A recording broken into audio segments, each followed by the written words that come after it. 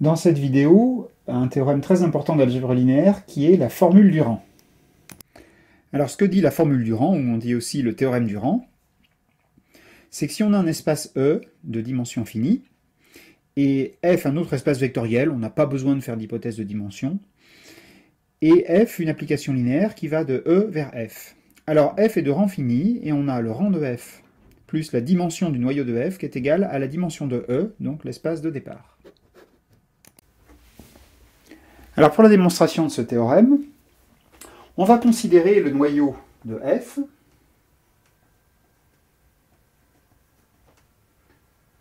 c'est un sous-espace évidemment de E. Et la clé, ça va être de considérer G,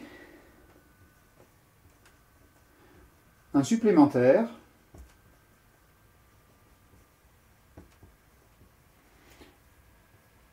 de ce noyau de F dans E.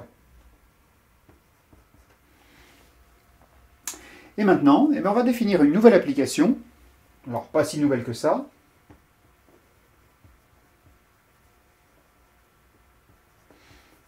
Alors, je vais la noter F bar. F bar, c'est une application qui part de G et qui va vers l'image de F. Et qui a X associe F bar de X, et F bar de X, c'est F de X. Alors on n'a presque rien changé à l'application F, on a juste changé l'espace de départ qui est G et l'espace d'arrivée qui est l'image de F. Donc c'est une application définie par restriction. Et bien cette application, on va montrer que c'est un isomorphisme.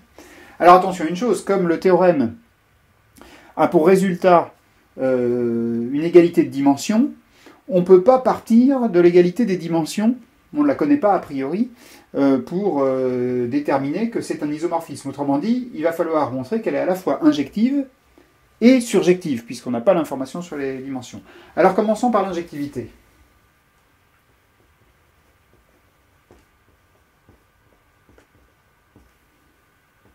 Alors pour l'injectivité, comme toujours pour les applications linéaires, on va considérer le noyau.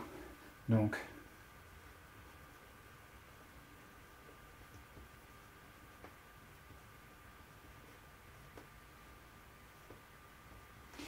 je considère un vecteur, x, qui va évidemment être dans G, tel que f bar de x égale 0e.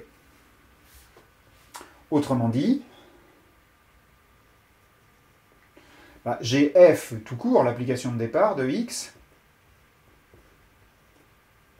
qui est égale à 0f. Et donc,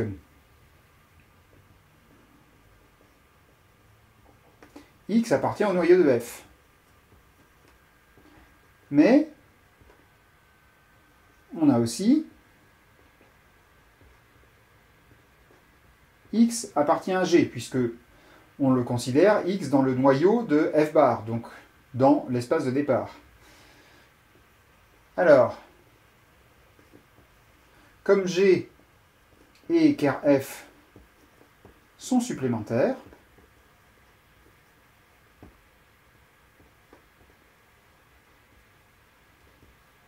eh bien, x est égal au vecteur nul de E. Donc on a bien prouvé l'injectivité.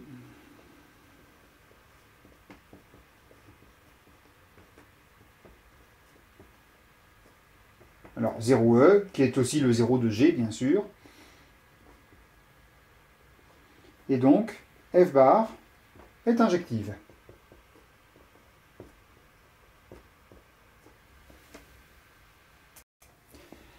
Maintenant, la surjectivité.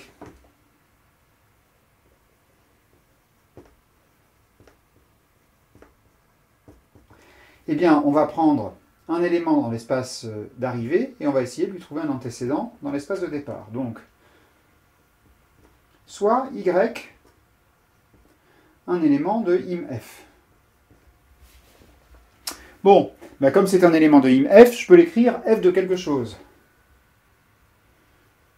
Donc, il existe x, alors appartenant à E, puisque maintenant, là je considère l'application f pour le moment, telle que f de x égale y. Mais x, là je vais utiliser le fait que G et ker F sont supplémentaires. Or, x égale x1 plus x2 avec x1 est élément de G et x2 est élément de ker de F. Car G plus ker F égale E. Donc un élément de E, je peux l'écrire comme somme de deux éléments, respectivement de G et de ker F. Bon, alors maintenant regardons ce que c'est que f de x en réalité. F de x, c'est f de x1 plus f de x2. Mais x2 appartient à ker F, donc c'est f de x1.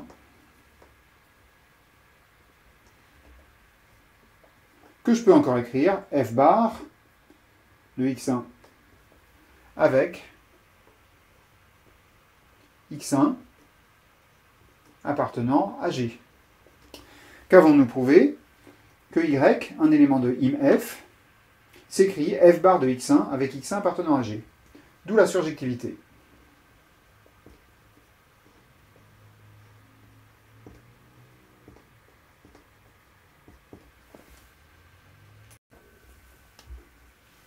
Alors, où est-ce qu'on en est? L'application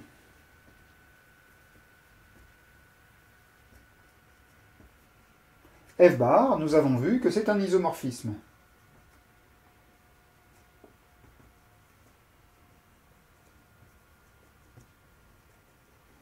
De G sur im f, qui sont donc des espaces isomorphes.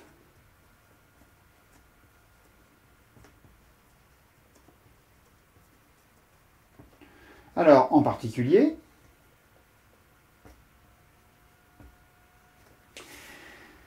eh bien, G, qui est un sous-espace de E, est de dimension finie, et donc im f va être de même dimension que G. Im f est de dimension finie.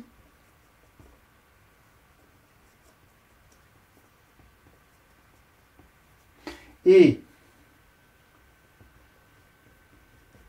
la dimension de im f, qui est aussi par définition le rang de f, eh bien, c'est la dimension de G. Mais cette dimension de G, qu'est-ce que c'est? Eh bien, comme G et ker F sont supplémentaires, c'est dimension de E moins dimension de ker F. Car ker F plus G égale E. Eh bien ici, vous regardez bien, on a démontré la formule de rang, finalement.